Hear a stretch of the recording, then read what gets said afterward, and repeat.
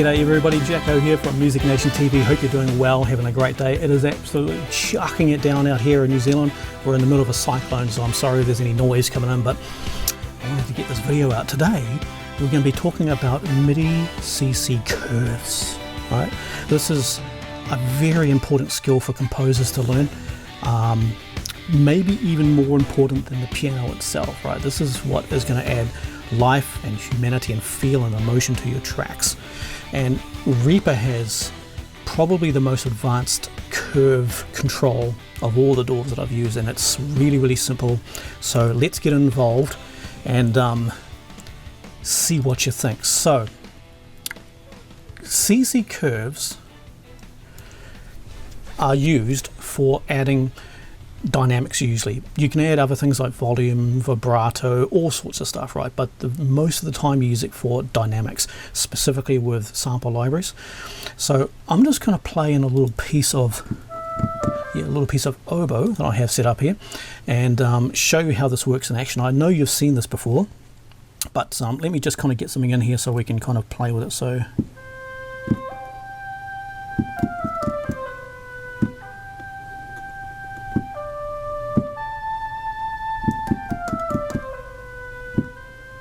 that'll do. Nice. And put that there. Cool. So there is our little MIDI ditty. I don't need that stuff there. And there it is there. Oops. Come here. Oh man, my mouse control. Just zoom in just a little bit here.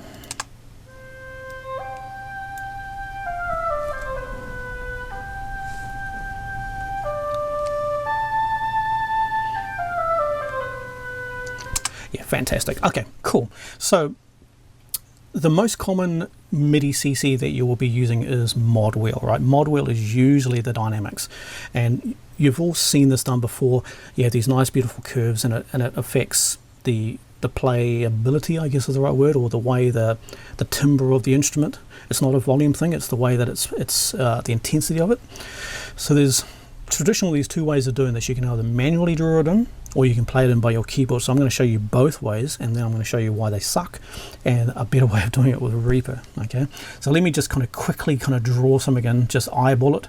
It's going to look maybe something like this, right? You've all seen these curves, and I'm going to go like that, then that, and then I'm going to go up here, and then I'm going to do this. I'm going to roll off. Okay, so that is just quickly drawn with my mouse, but I can pretty much guarantee it's going to sound better anyway just by doing this.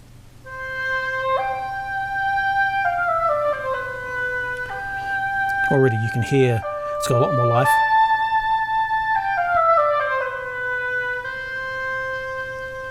Okay, so at the very minimum you want to be doing this, and if you don't know how to do this because you don't understand how the instrument plays or how it sounds, this is what I'm talking about. But you need to learn these skills, right? As a composer, you need to understand how an oboe sounds, how the attack sounds, or how a violin sounds, or how like a drum kit sounds. They all have specific sounds that when you do dynamics affects it. So you need to do your dynamics as if you are the player, right? So these are, like I said, skills. So there we go. So this is a manual way of adding these dynamics, and that's certainly fine. Let me show you the second way of doing it. I'm just going to copy this so we've got the exact same track to deal with. And that is using a MIDI controller like this montage. So I have that set up. Yes, I do. I'm going to play this in. So I'm just going to play this in, and I'm going to use the mod wheel on my montage to add feeling. Here we go.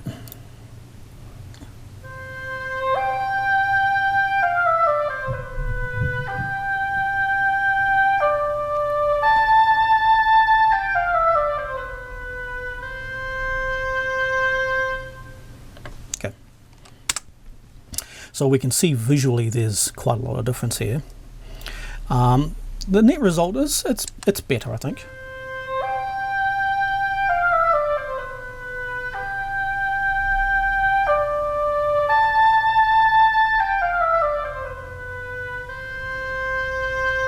Yeah. If you have access to a MIDI keyboard that can do this, which you really should as a composer, I would always go for this approach first, because you're going to get a better feel when you're kind of tactile, you're touching the keyboard, right? It's going to have a much better result than just using the mouse. Just using the mouse is fine, at least it's something in there. But ultimately we have two problems with both of these solutions here. The first one is not so much of a drama, but I will draw your attention to it. When we zoom in close, we can see that these here are actually thousands of little, what they call nodes, and each node is a MIDI message. I can't remember how many messages they are, but it's quite a lot. It might be 6 or 8 messages that it's sending erroneously into your DAW.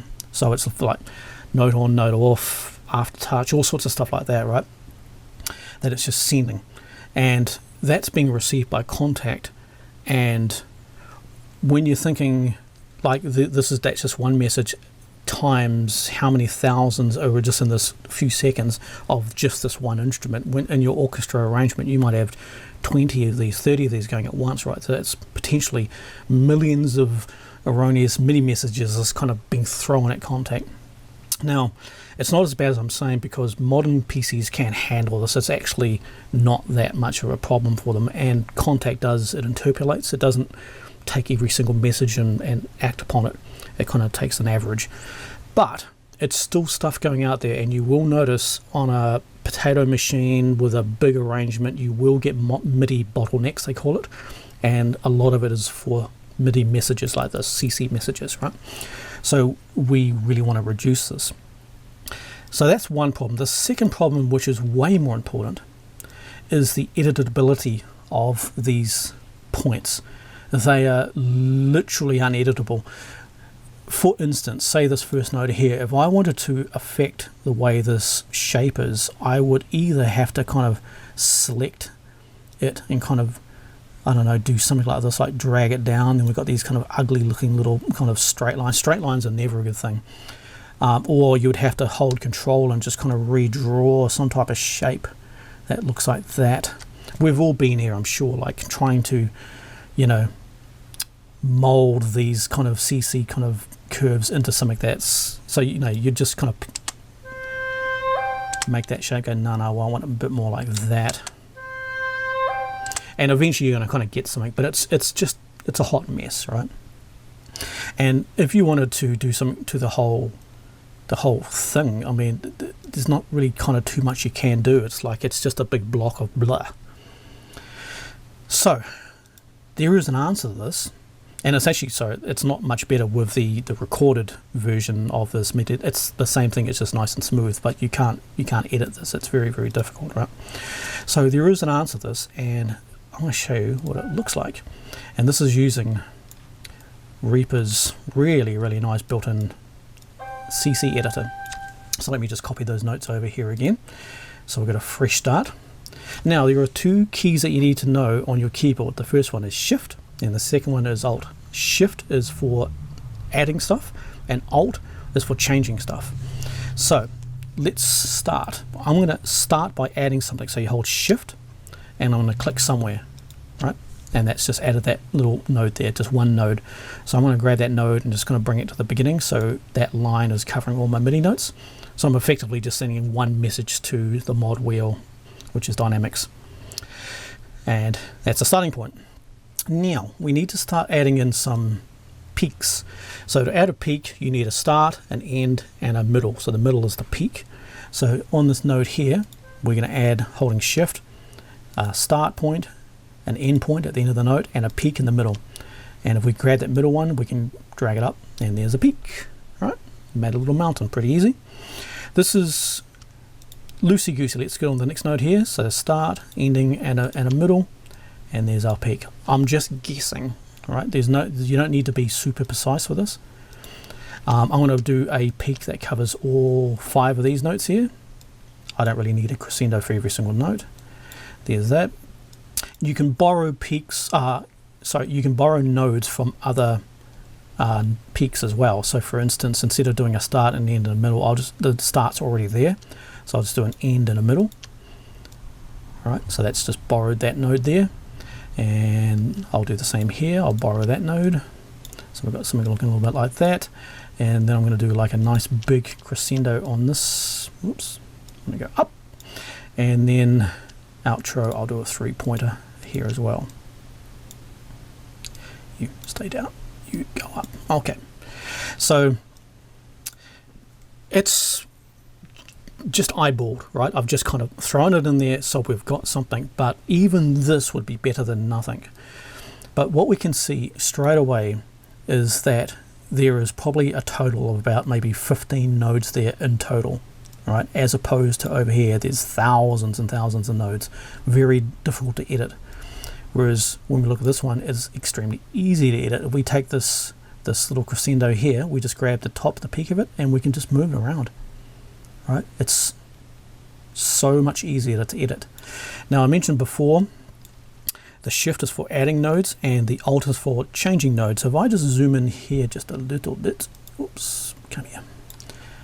If I zoom in here, now if you look at my mouse icon, it's a little paintbrush, right?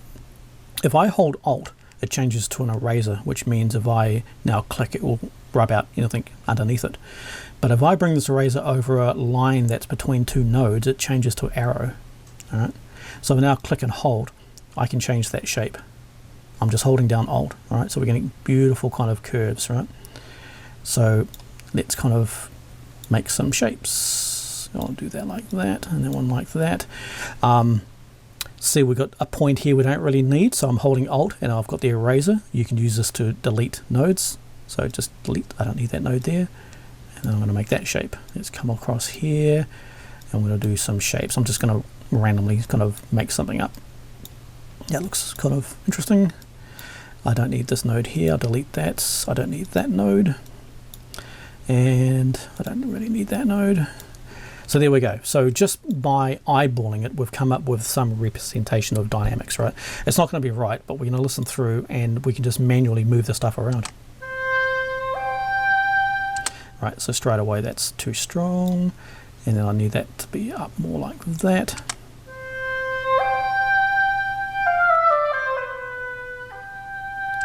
Yep, I want that to be more like there.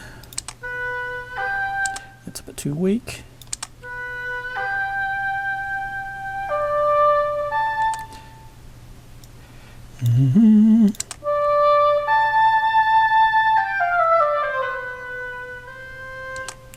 Yeah, would they play like that? More like that, I think.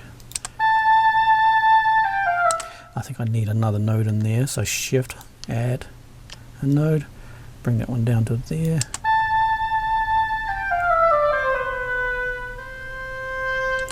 Pretty good.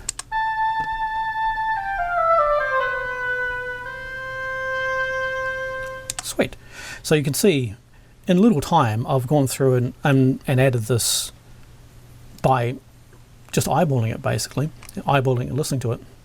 Now I can, from scratch, because I'm pretty good, I've done this for years, right? I can put the starting point line in and kind of eyeball this up as quick as it takes me to play it in. So it's either way you want to do it. Either play it in, which is more apt for things like, say, this oboe line, when you really need that emotion, you want that tactile kind of touch, yeah, I'd do it like that. But if you're just doing, say, ensemble strings or something, I just draw it in. It's close enough. But you can see that it is so much more editable now. We have nice little points that we can drag around, we can change. You can kind of grab multiple points and move them around. You can do it like a form of compression, which is really nice. If I kind of select it all, and if I then push the whole lot up into the ceiling here, you see it's going to start compressing these waves down. Right, and if I let go here, now drag it back down, we've kind of made like a compressed, like the floor, the volume is going to be louder overall, right? So that's a really neat little trick. And you can do the inverse, you can expand it, right? So bring it down, and that there will effectively bring up the floor without affecting the high end, right? So neat little tricks you can do. You can, you know, you can copy and paste. So I like that little part there. I'll use it here, here, here. You just keep pasting it in. So lots you can do with these curves. You know, you might have this part replicated throughout your arrangement, so you don't need to do this all again. Just copy and paste it across the rest. Maybe do a little bit of changing and stuff, right? Cool. So I really hope you can appreciate the benefit of using the CC's curves that's built into Reaper. It's very, very easy to use, and once you get skilled at it, you need to practice, right? You become really, really quick, and you're going to get some beautiful curves that are very editable across your entire piece. Now we have a problem though, and that's this curve here, which is one that I drew in with the piano, right? Because it is very important that you also use your piano to add in, but we don't want to be dealing with this hot mess of all these nodes, right? It's just hopeless, right? So now we're going to be using a script, and I will show you how the script works at the end of the video, but right now I'm just going to show you how quick it is.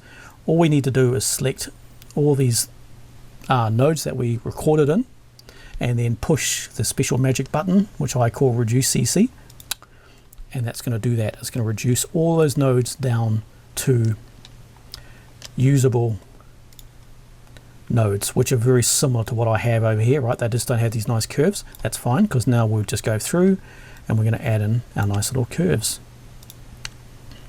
So I don't need that node there. I'm going to make it like that. That curve's quite nice. I might make that concave. I'll get rid of that curve. Get rid of that one there.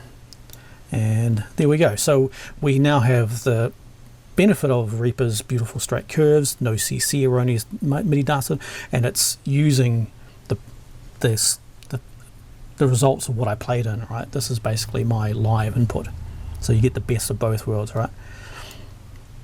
Cool, pretty cool, right? Now the script. Scripting is a real pain. I'm going to go over this very, very quickly, how to install the script, because I don't want this to turn into a scripting video, but I'm sure everyone's going to be asking how do you do the script. Pause this video step by step if you want to do this. I'm not going to ponder on it too much, but I can do some videos on scripting at a later stage, so all the geeks who want to know about scripting can watch that by themselves. Right, script, easy. Not really. Come up to extensions inside Reaper here, and make sure you have the SWS installed as well while we're here. But first we want to come to Repack, and we want to come to import repositories. Click that. Now you're going to have this little thing, this window pop up where you can paste something in. You need to paste in the URL that I'm going to have in the description. It's this one right here, the sock monkey scripts, blah blah blah. Make sure you copy that in there exactly as it is down in the description, right? And push OK, and it's going to do a thing, and it should pop up here just like you saw. Next, come up to extensions, Repack, and then come down to browse packages. We've installed the URL, now we just need to browse for that package, and you're going to type in thin CC.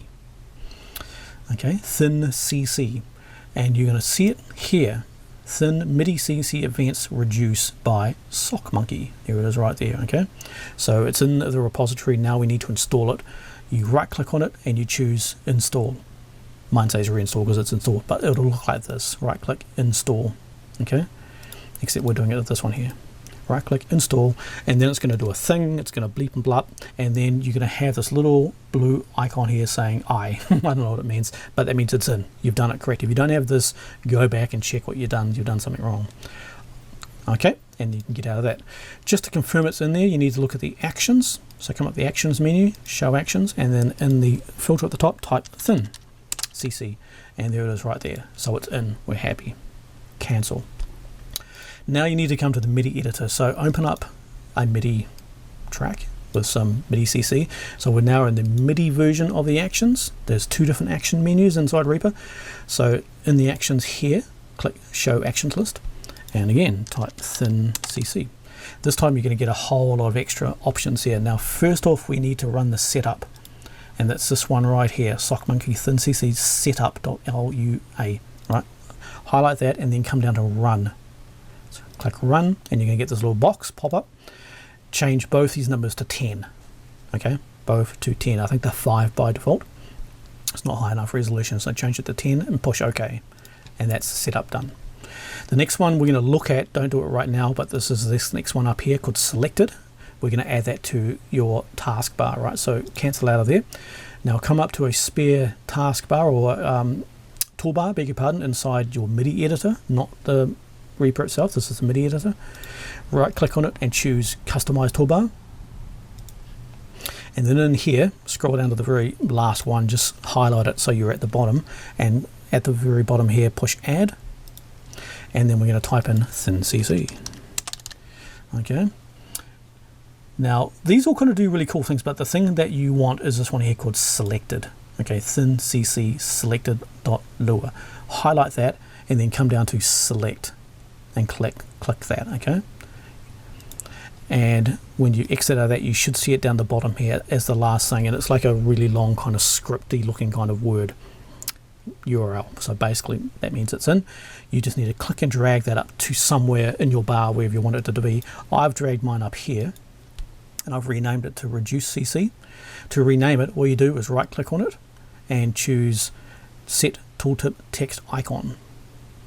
Reaper has some really strange nomenclature for their things, and it's just a matter of practicing this and you get to know it, right? So you can rename it to this. I call it reduce CC. The mode, make sure you change this to double wide text icon. Okay, push OK, and then you should see down in the preview down the bottom here, there, reduce CC. So you can drag it around to anywhere you like. When you're happy with it, push OK, and then it should appear on your bar up here. Reduce CC. That's all there is to it. Scripting is a pain, but just go through the pain this one time, because this is a really, really important script for composers to have. It's going to allow you to convert garbagey looking CC data like that you've played in with your piano. Maybe you've got this kind of hot mess here, but you're happy with it because it's what you've played. You're just going to select it all and then click your magic reduce CC button, and there it is. It's reduced it down to very, very controllable nodes. They're still not 100% correct. You'll need to go through and add in your curves and maybe kind of delete some more that you don't really need. It's adding more in here than you do need, you know. So just kind of go through and do stuff like this and make it look pretty. And in no time at all, you're going to be converting what was a hot mess into something that is now very nice and editable, looks nice, not clogging up your PC with weird kind of MIDI data, and makes you look like a super professional. Right, so anyway, thanks so much for watching. This has been Jacko from Music Nation. Let me know any questions you have down below. Happy to answer it. I know it's a bit of a deep subject, but if you're going to practice anything, practice this as a composer. Really, really important skill to have. So anyway, I shall see you in the next video. Take care. Catch you next time.